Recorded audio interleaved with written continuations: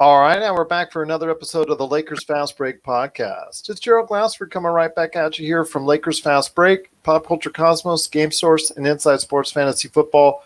Thanks so much for listening to all of our shows.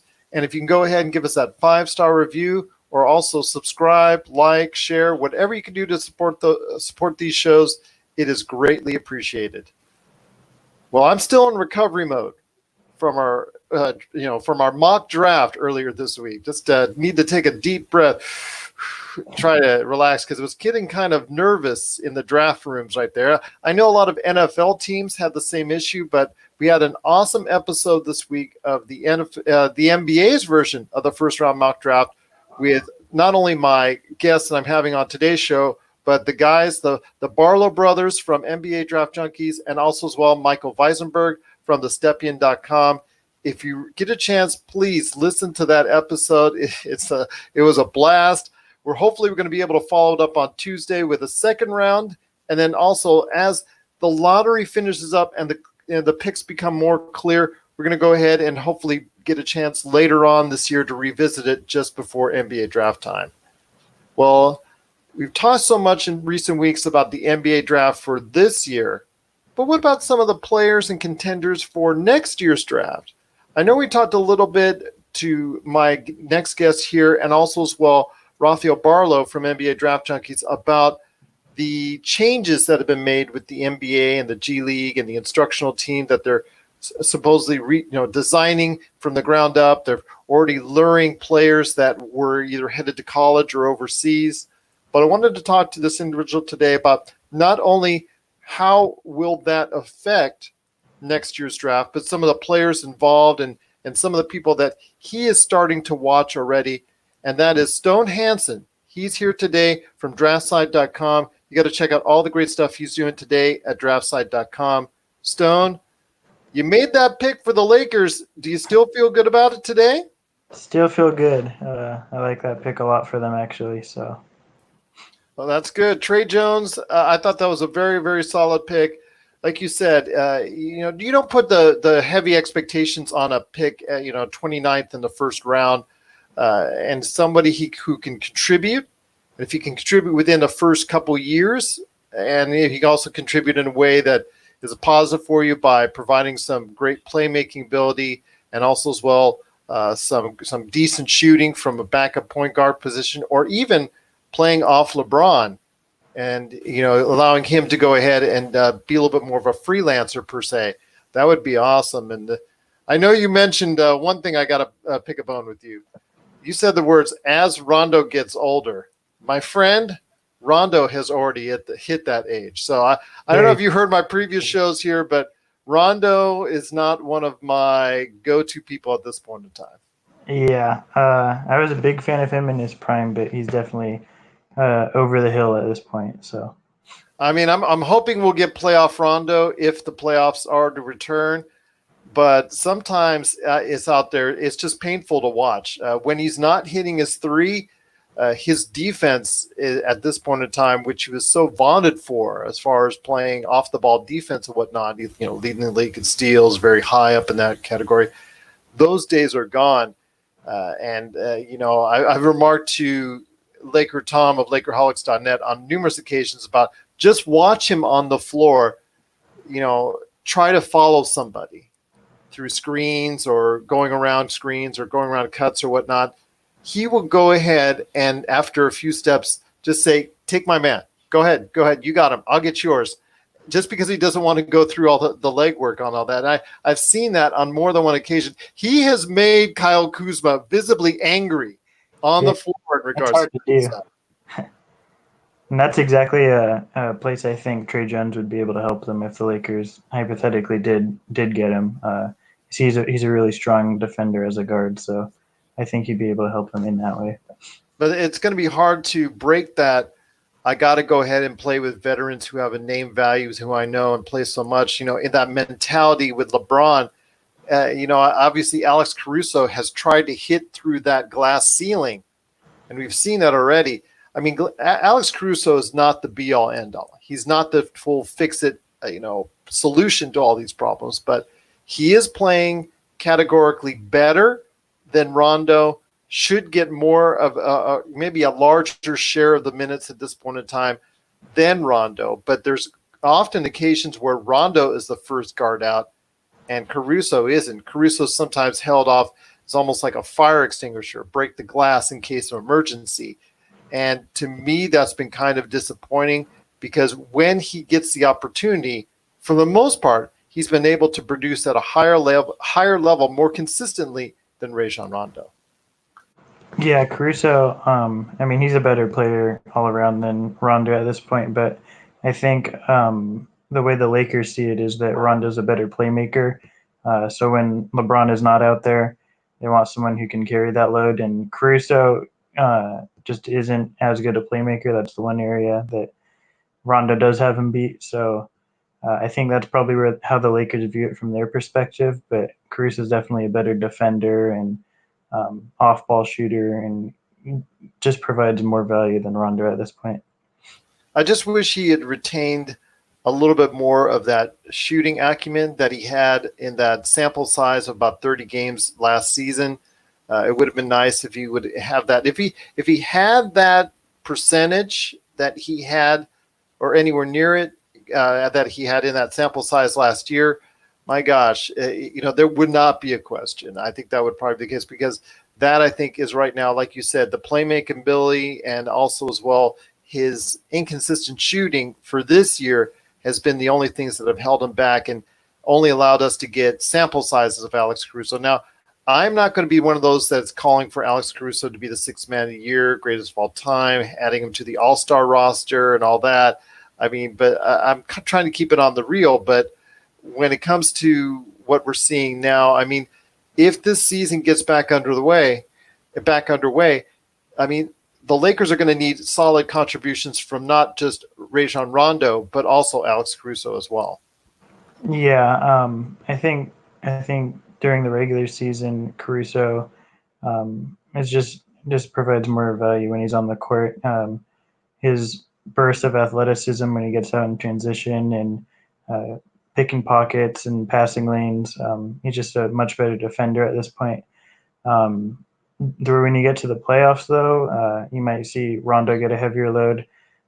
Teams tend to count on their veterans more, and there is such thing as playoff Rondo. He does take it to another level when he gets to that point. So I think there's still value in him for a little bit longer, at least for that purpose. But I definitely would roll with Caruso at least for the regular season with a lot more minutes. Exactly. So hopefully they're going to find a better blend if we are fortunate enough to go ahead and finish out the season and get into the playoffs.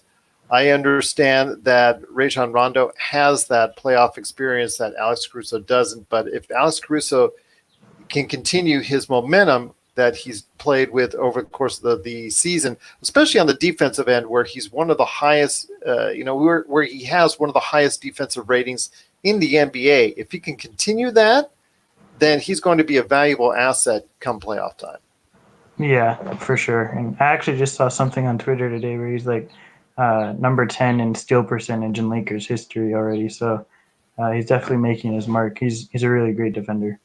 Absolutely. And as I spoke about with Laker Tom before from LakerHolics.net, it's funny because, at some point in time, he's going to have to cash in. And he is already in his mid-20s. So Laker fans may not be able to get an extended sample size much longer for Alex Caruso. I know he has another year on his contract, but come the summer of 2021 or fall or whenever they do the fall, the summer of Antetokounmpo, let's just call it that. There's also going to be the summer of Caruso, and he's going to be a very hot commodity out there on the marketplace. So Laker fans, enjoy him while you can because it may not last. Exactly.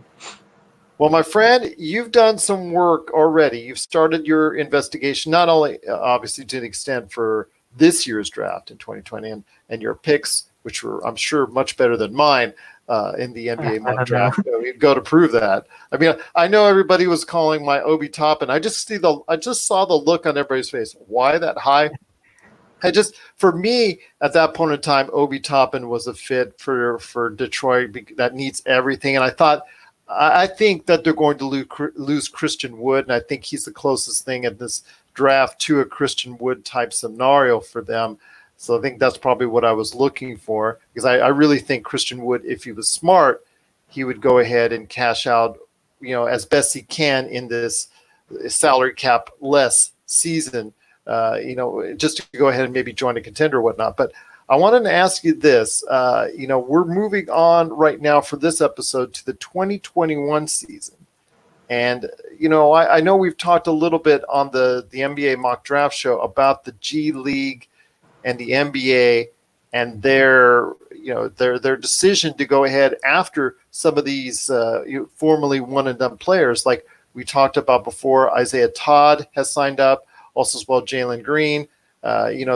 These players, they're being offered, nice amounts of money that now are competitive with what they're seeing overseas and maybe under the table when it concerns the colleges that they're being recruited by. But you're seeing this now that's playing out, this scenario and whatnot, and mixed in with some former NBA players, NBA G Leaguers, and also NBA coaching staffs of, I'm going to say like the PJ Carlissimos of the world that have that coaching experience that work for the NBA in various aspects and things of that nature, and wouldn't mind go ahead and teaching these young players with that kind of instruction that they're going to get. I mean, I'm just guessing on PJ Carlosimo, but I'm assuming he would be probably asked for something like this. With that kind of instruction, what do you see for these players that choose that option? Do you see their development to be much better than, let's say, going overseas or even staying with a program like Duke, Kentucky, et cetera, et cetera?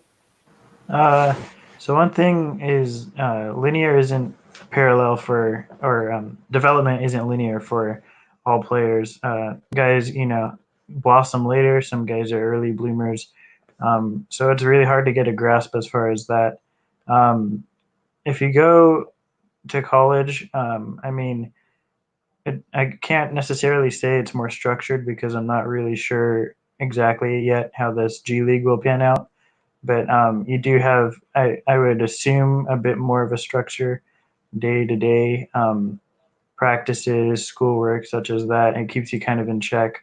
And I think it does help grow some people up. But for others, playing against guys who are, kind of fighting for their lives, so to say, to get into the league, playing those guys night in and night out, I think is probably maybe tougher competition.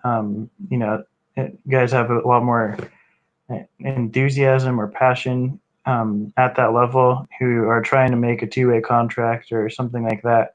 So if you're playing guys who are, trying to win and play their hearts out every single night, I think you do grow up as fast. But I can't really speak for player to player because it does vary from each individual. And yeah, that's right. But I think the best opportunity at this point in time for these players is to maybe seek out that option, because if your end goal is to get into the NBA and to have the highest draft status possible, I would think your best chance and your best opportunity to become that player, if you're not really serious about college at this time and you only want to use it as a development tool, is that option. Yeah, it is situational too. Like you see sometimes in college, it just isn't a good fit, as you saw with Cole Anthony this year, or maybe Nasir Little last year. Sometimes college, the team they choose and the class they're in with just isn't a really good fit for them. Other times it works in their favor. You see guys like Grant Riller, who's made a really strong career for himself and probably a first-round pick this year. He just has the green light at I'm blanking on the name of his school. Well, Zion Williamson is probably the case in point of recent times. Someone who wasn't the number one choice, number one on people's draft boards going into his year at Duke. But once he came out of it with a tremendous season on that platform, all in front of all those fans, all the ratings, all the hoopla, all the hype that he helped create, he came out of it on the other side, the definitive number one pick out of it. So it goes both ways, and I get that. But, and I know you will not be playing, for the most part, in front of audiences anywhere near that realm while playing for the G League. But, it just, again, it comes to the amount of time that you're going to be able to work on and hone your game, as opposed, in a G League format, even from overseas, from you transferring and going and flying all over to Australia, China, Europe, where have you, and instead staying in Southern California, being able to, for the most part anyways, unless you're traveling to a game, and being able to work with NBA, individuals on your craft. I mean, that to me, for an individual such as Isaiah Todd, especially, not Jalen Green, because Jalen Green, we already know the kind of talent he has, but for someone like Isaiah Todd, who's on that fringe, this could be a make or break deal for his draft status. Yeah, definitely. It also depends on the talent surrounding them too. But yeah, when you have access to those kind of resources, I think you have a huge opportunity right there to take advantage of strong development. You talk about just practices with former NBA professionals that can give you a lot more insight than maybe what a college coaching staff can, as opposed to maybe some of them have been there for a long time, but just in general. And you have professionals, shooting coaches, things like that have done this for so many years with big name players. And if you get that sort of feedback and information to help you work on your craft, then I think that's invaluable, really. It is indeed. Once again, I'm speaking to Stone Hansen from DraftSite.com. You got to see all of his great work today at DraftSite.com. And one of the things that you're going to be coming up with here, in the near future, is a draft board, an updated draft board for the picks for 2021. I'm not going to ask you to rank them real quick or anything like that, but you have an idea already formulating in your head as far as who is better than who at this stage of the game. And it clearly is right now where it's either one or two between Jalen Green or Cade Cunningham. Your thoughts on each, and is there one that you're preferring at this point in time over the other? Yeah, for me, I know Jalen Green, just with this announcement and everything, has gotten a lot of more hype and such just over the last week or so. But for me, it's definitely still Cade. He's up there, I think, in my opinion, with Luka or Zion, top prospect, just a generational talent. 6'7" guard who has ball handling ability and creativeness such as him. I think he's really a can't miss prospect, and you're going to get an all-star at the very least, I think, with him. Jalen Green is another strong prospect, top 5 lock at this point. I wouldn't say he's a top 3 lock because a lot can change, but I do think it's a good chance for him to go top 3, I would say, and I do prefer Cade over him. Do you think any more big names at this point in time are going to pull out of their commitment and go into this G League format? Because again, you're talking about individuals for the most part at near or at the top of the draft that are going to be considering themselves for the most part a one and done deal. Yeah, I don't know. It's really tough to say at this point. I'm not as plugged in as some others who know a lot more about recruiting and such as that. So I'm not sure how easily guys can change their minds. I think I heard that the G League is trying to keep it to a few guys because they don't necessarily want this to be all one and done players who are fighting for minutes every single night. So I think you might see maybe one or two others. I'm not exactly sure who those would be, but I think Todd and Green will for sure be the two biggest names on that team. Fair enough on that. And, when it comes to some of the other names that you might be following, I mean, I'm not asking you to rank them like 3, 4, or 5, because like you said, the pretty much at this point in time, 1 and 2 deals are thought about out there as Cade Cunningham and Jalen Green. But Is there anybody that you're keeping an eye on that you might think is, either a top 10, top 20, or top 30 at this point in time that you think may move up because you have this feeling that they're going to go ahead and develop in this 1 year span of time much better than anybody else had anticipated? I think I think some people have him still top 10 maybe, but I think we'll move up a lot of boards is Usman Garuba. Plays overseas, just really developed big man who really has no weaknesses, kind of a jack of all trades type center. And I think as we progress and get further and further along throughout this year, that he'll start moving up boards a lot. And another guy I like a lot, who is probably a top 5 prospect, is Evan Mobley, whose brother is at USC actually already. And he's just a really fluid big man, 6'11" or so, 7 foot, who moves like a wing or guard, just very, very fluid basketball player who has control over his body at a really good rate at this point. And I think you'll start seeing him become a top 3 to 5 block as we get closer.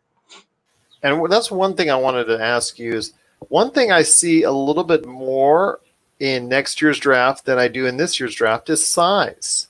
A little bit more size, a little bit more 7-footers with some talent that is being eyed upon as being a first round possibility per se than I'm seeing this year from the 2020 draft. In fact, our selections, once we got past, Jonathan Wiseman, it was just basically a couple 6'10", 6'11" players, and then pretty much else it was wings or guards. There was really no other center per se for the rest of the round, which I guess is indicative of the of today's NBA.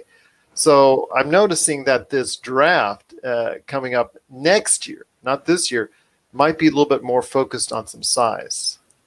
Yeah, and I think when you compare the two this year, it's, I think, extremely guard heavy compared to most other drafts. I mean, in the lottery, there's probably, in my top 14 at least, I think there's 9 guys that are guards. So you have just a lot of guard and wing talent in this draft. And you do have a lot of second round talent, big men, like Vernon Carey Jr. maybe, or Zeke Naji, late first, early second guys, but their skill sets are pretty replaceable. So in 2021, I think you'll see guys rise up based upon the fact, big men rise up based upon the fact that guys like Evan Mobley or Usman Garuba, who can put the ball on the floor, move fluidly, provide more modern day big men skill sets. I think you'll start seeing them become more valuable. Whereas in this draft, I think there's a lot of rim runners and guys that are just easily replaceable that you can find on minimum contracts. So I think that's probably the biggest difference. I agree with you on that. And next year's draft to me will probably be a little bit more intriguing based off of potential and the size and the things they can do. Because I see just some names being tossed out there right after what we're seeing with Green and Cunningham. We're seeing some 7-footers, some really tall individuals, 6'10", 6'11", 7 feet, mixed in there more than what we're seeing this year. So it might be more intriguing from that standpoint. One thing I did want to ask you, though, is we're going to see eventually, as it gets close to the draft, some names from this year popping off and saying, you know what, I don't have an agent, so I can leave. I'm thinking I'm not going as high as I want to. Look at all the projections. Don't think this is a smart move for me. I think if I come back and I have a good year next year, I think I'm going to be able to go a little bit higher next year. So we're going to probably see some mixed in results. I mean, Pritchard from Oregon, I know he's used as the example more than once on our show as someone who went back, had a great year, and is even better at this point. I think a player more ready than he was at this point last year. So do you see some players that are out there right now in the 2020 draft, or at this point in time has made themselves eligible, that are thinking, maybe it's better if they come back and be someone to be eligible for next year's draft? I think the biggest name, in my opinion, that's returning is Jeremiah Robinson Earl out of Villanova. I was pretty high on him coming in, and I think he already has said that he's returning for next year. He's just a big wing, 6'9" or so, who can defend multiple positions. Although at an NBA level, I think he will struggle a little bit more with that. Kind of a three-level scorer. He can shoot from all three levels relatively well. Struggles with creativity a bit, but I think he's going to return to Villanova and put up some big numbers next year. I think you'll see a lot of guys though stay in this class because it is a weaker draft than 2021. I think most guys, if they have any sort of chance really of getting drafted, I think you'll probably see them stay in just because the talent level is deeper and stronger in 2021.